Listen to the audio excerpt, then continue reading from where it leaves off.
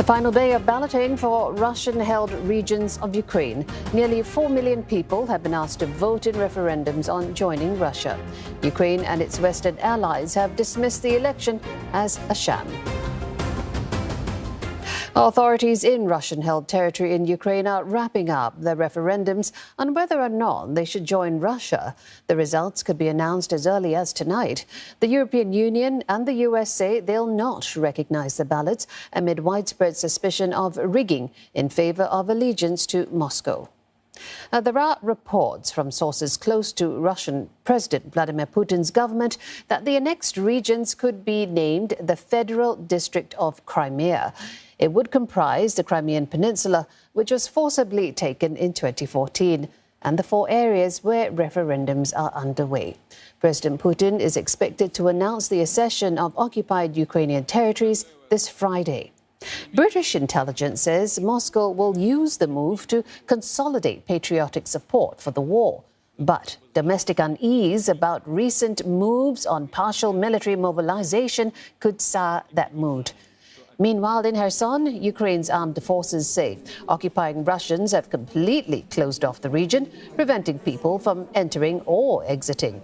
Kherson is one of the 4 territories undergoing referendums. The governor of Luhansk earlier reported a similar movement restriction order imposed by Russians to stop Ukrainian men leaving. Separatists there have cast their votes to join Russia.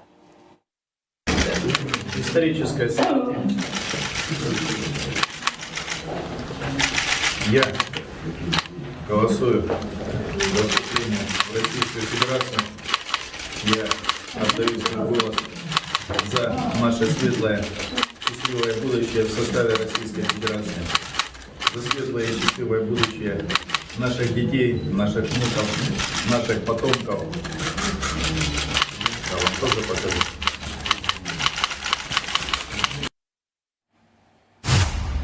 Live to Kyiv and John Gambrell. John, update us on the status, the progression of the referendums and any resistance against the Russians today. As of right now, we've got about 30 minutes left before they close these polling centers in the occupied territory of Ukraine. Russians have been conducting this vote for the last couple of days now. Now, over the last few days, we've seen them go door to door, trailed by armed soldiers knocking on apartment doors, telling people inside to vote. Ukrainian officials say those who voted no had their names written down in a ledger. Now today they opened polling centers, and it's sort of a split-screen view of what's going on there. Russian state television shows smiling people saying that they're excited to join Russia. You have to keep in mind that Ukraine was a part of the former Soviet Union up until the collapse of the Soviet Union in the early 1990s. But on the other hand, you have the international community and the Ukrainians calling this election a sham. The reason why is we've seen this before in 2014 when the Russians took Crimea. They also held an internationally criticized annexation vote and then rapidly took Crimea into this Russian community. One thing to keep in mind moving forward is this all seems to be coming rapidly because the Ukrainians are making frontline gains as the war continues, and Russia seems to want to cement whatever territory it holds, declare it part of Russia, and then use that to threaten the Ukrainians and the West to try to get them to stop the fight. What could Russia's next move be following the results, which are expected to favor Moscow? Well, we expect that we're going to see President Putin address a joint meeting of the Duma on Friday. Now, British intelligence, as you mentioned earlier, has said that they expect Putin in his speech to say that these areas in the occupied regions of Donetsk, Luhansk, Zaporizhia, and Kherson as now being part of Russia.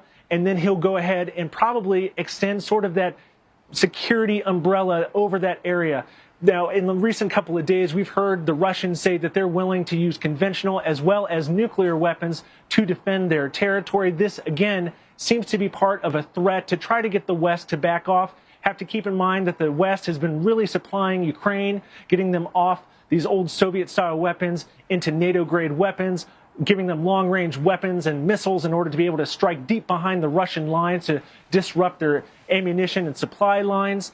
And the Russians really want to try to cement and solidify their gains because Putin is facing a lot of criticism at home with this call-up of some 300,000 soldiers and as military-age men try to rush out if they're able. But as of right now, we've heard from President Zelensky that all this is for naught, that the Ukrainians are going to continue to fight, meaning that whatever Russia does, the Ukrainians are still going to continue to press to retake the territory that the Russians now occupy.